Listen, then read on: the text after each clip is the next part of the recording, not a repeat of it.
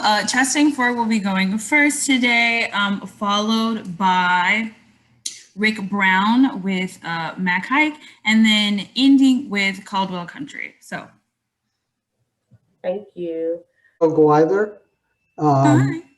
I kind of have a general question. I don't know whether to go to one of the breakout rooms or not, but we're a member of the consortium, but I had a couple of questions. So any one of the folks today can answer that. My first one was, can you customize something? Well, they answered that in spades. So there's no question we can get what we want. I did have some questions. What we're looking at is basically a pickup truck, and how do they do complimentary deliveries? In other words, I'm in Maryland, I'm not in Texas. So do they do complimentary deliveries with local dealers on the East Coast, specifically Mid-Atlantic? So that's one question. Second is, how do we actually get pricing? And the third question is, what's the availability of the 22 models? Because based on news reports, things like pickups are in short supply. So the freight would depend on, hey, well, like I got Rick, they're all back now. The freight would actually depend on the transportation route and what's available and how they can ship. So that would be something you could discuss with the dealer. As far as pricing, I can reach out to you to see what your specifications are and tell you what's on contract, and then direct you to the right vendor. Okay, yeah. As far as the, I looked on this contract listing, and exactly what we want is not on the listing, even though what we want is pretty generic. So I would send those specs to you or someone there, and then you would pass that to the dealers? Yes, I'll see what's on contract, and then the specifics can be hammered out between yourself and the vendor.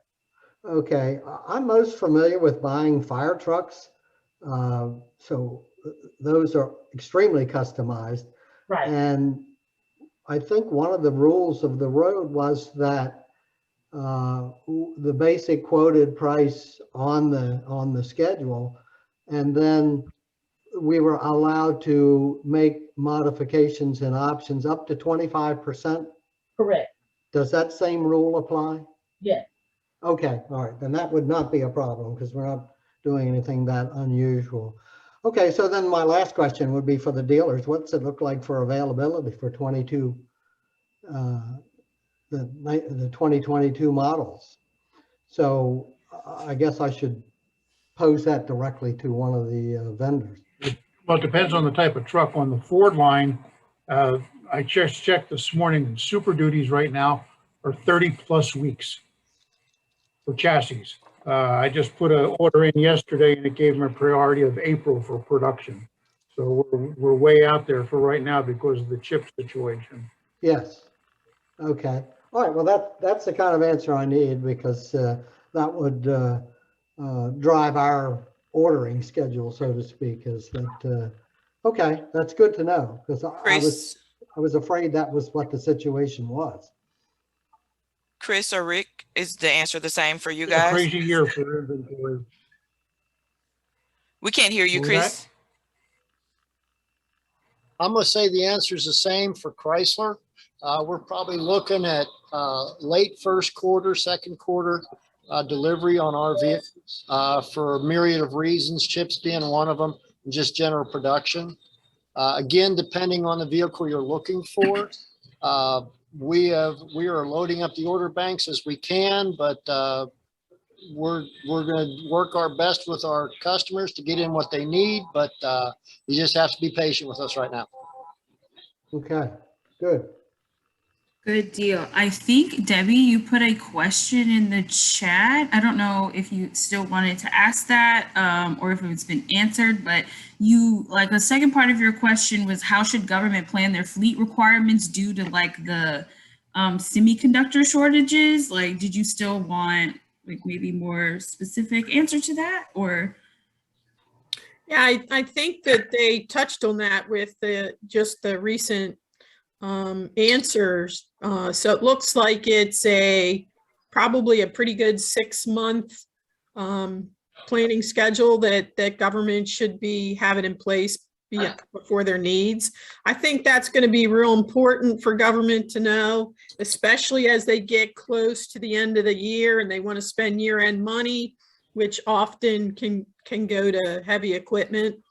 So I appreciate that. And if the suppliers have anything else they want to add to that, is there any particular types of vehicles that are going to take longer than, a 5 to 6 month period? Vans right now on the Chevy and Ford side are way out. We have vans that have been on order for 8 months and we still don't have them. So vans, your transits and your express vans, those are the ones that are going to be, I would say probably our longest lead times are the vans right now. I'm going to agree with Chris that vans, because of unprecedented demand for them across the board, and I'm sure Ed and Chris have both seen the same things. We're looking at Amazon had a lot to do with that too. Yeah, we're looking at vans again late in the second quarter of next year. We've never seen this kind of demand on vans across the industry. Wow. All right. Well, good information. Does anyone else have any other questions for our vendors if they want to ask? I don't think I heard the answer to selling on the East Coast. So just maybe to give all the suppliers a little bit of background on me, I am the coordinator of cooperative purchasing for the Baltimore Regional Cooperative Purchasing Committee. So we're looking to expand some of the contracts that we use with HGAC buy. We're pretty well versed in the heavy equipment like the fire trucks and ambulances, and I would say we're probably exclusively using HGA contracts for that. But we're looking at some of these other opportunities. So it might be a repeat, but what was the answer to that about working with the East Coast?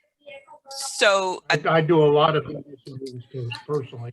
I have customers in New Jersey, Pennsylvania, Maryland, and Virginia that I'm doing business with now on a very frequent basis. Okay, great. the question was from Joseph. He was asking about transporting a freight delivery to the East Coast and how you guys worked it out. He was asking if there's discounted or you have vendors or options out there so that the freight isn't so much. Mac Haik has an in-house freight department, and we book as needed per unit, per distance. Yeah, since most of the vehicles we sell to that are going to be upfitted, that are going to the East Coast, are normally specially ordered vehicles. I have a large selection of upfitters on the East Coast that I drop ship to right from the factories. The only freight from that upfitter to the end user. So if the upfitter is in outside of Richmond, Virginia, and it's going to Maryland, I mean it's hop, skip, and a jump, so it's a whole lot cheaper than shipping out of Texas, obviously. So I have a lot of upfitters on the East Coast that's for upfitting. So when you guys speak specifically to drop shipping to dealerships, that was kind of his question as well, to local dealerships where they are located. Yeah, we've done that before.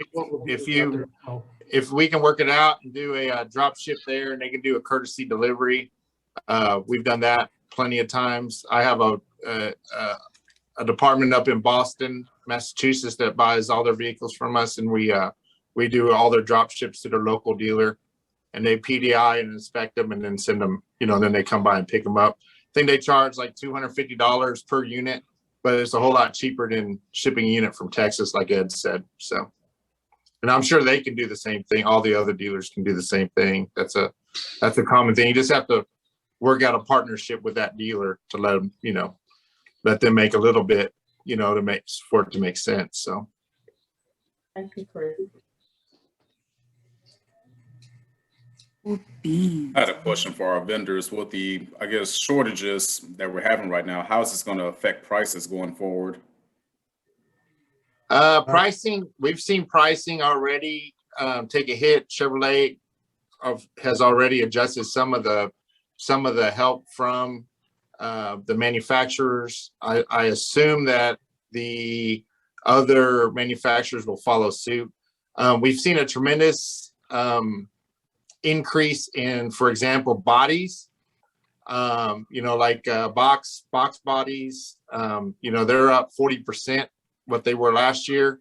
All of your service bodies, they're up about 20% right now, and we're expecting it to increase even more. So there's a lot of we just had 4 vehicles that were at Supreme, and they sent a memo stating that they're going to try to get more money for those bodies, and so we're working that out with them right now. So that's across all the vendors right now. There are we're seeing lots of it's a different world for sure. So of course we at Caldwell Country, if it's something that's we've already quoted, we honor the quote and we go ahead and build it, no matter if the vendor ups their price on us, we'll still honor our price. So we just have to but for now on, like pricing that you got last year, and you didn't give a PO and you decide you want to try to buy it this year, it could be in a significant increase in pricing, especially for those vehicles that are upfitted. You guys expect to get like a price protection in the new year, so you don't have to adjust your pricing? Right, you can, yes. Once you send a PO, you're going to be price protected, and we get that vehicle in the system, you will be price protected. But that's why it's important that as soon as the quicker you can get a PO to us, the better off you are, because of that price protection. If we send a quote out and it takes you 3 months to get a PO sent to us, then of course, that could change some things. So it's real important that if you get us the PO as quick as you can. So I don't mind working off letter of intent. So if you have, let's say, a department, right now I have the city of College Station. They're, they can't give a PO until October, but they know in the next fiscal year they're going to buy 20 Tahoes, and they're all special spec Tahoes, so they're not something that we normally would order. I've already ordered those Tahoes just with a letter of intent.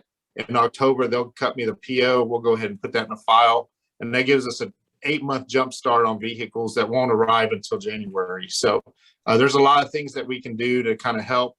Some of this, if we can be proactive, just if you have plans, work with your dealers. I'm sure Ed and them will do the same thing. But the quicker you can let your dealer know that you're going to need this for next fiscal year, the better off you are for us to get it in the system and get it going. So yeah, appreciate that, Chris. Time of the year where the fiscal that we should have an influx. It gets busy yes time because of the end. So I just wanted to know, so when members start calling that aren't on this call, I know how to address the call for you guys. Yeah, absolutely. So I guess for a follow-up question, Chris, we shouldn't expect pricing to go down until you have, like, I guess, a surplus of chassis and vehicles. Yeah, I don't see.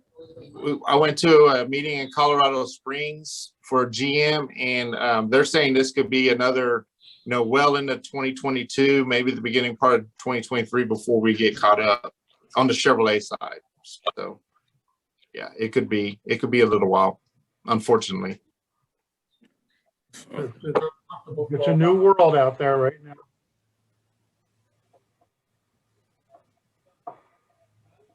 So basically, if you're trying to buy a car right now, it's gonna be painful. It's gonna be real painful. All my friends and family, I'll just tell them, they keep wanting to buy cars, and I'm like, my neighbors want to buy cars. I'm like, you didn't want to buy a car 2 years ago. Now all of a sudden, all my friends and family want to buy cars. I'm like, it's not a good time. It really isn't. So I mean, it's our inventory. I mean, we have over 50 acres, and that 50 acres is pretty empty. So Caldwell County and Chastang. I think this has been great information, so I appreciate the honesty.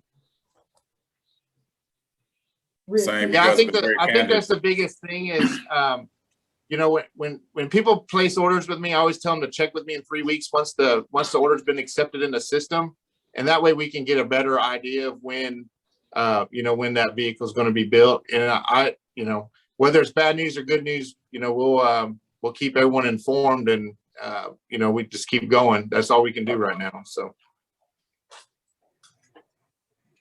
The other thing I think we're going to see is a adjustment from the manufacturers on the allowances they're given for government customers. So this is something, especially in the 2022 year model, we're waiting for more information from our manufacturers on how that's going to look. So the 2022 year model will be definite changes in pricing, not just the annual adjustment for the year model, but in the allowances given by the manufacturers. I ditto that. There's a big trend towards concessions.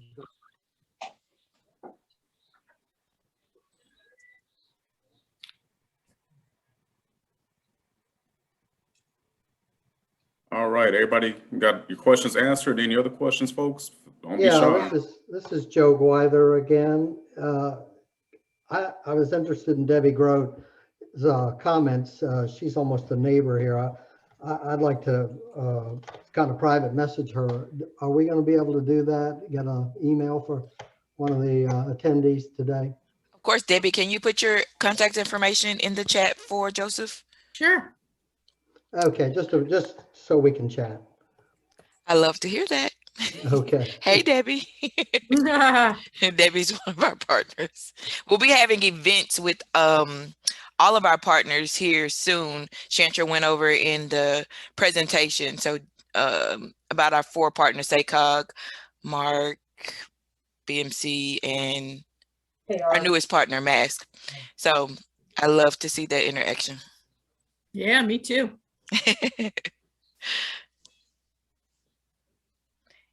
Any other questions? You guys can put them in the chat or unmute yourself for good conversation, good feedback to all of our vendors as well.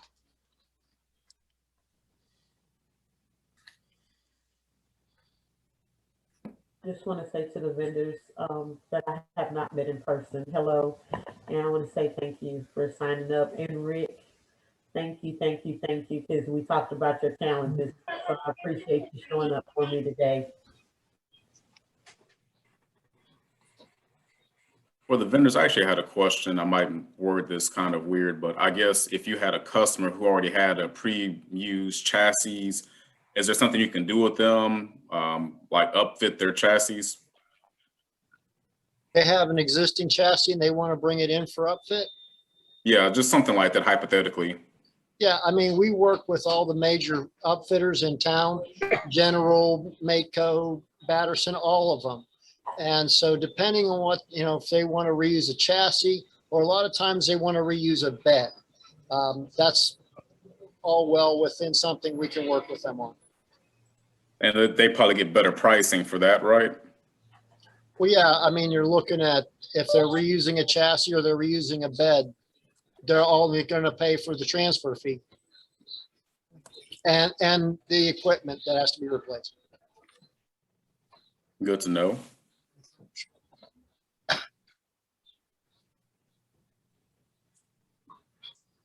Well, all right, folks, if that was all the questions, we're going to wrap this up. I think it's lunchtime for quite a few of us.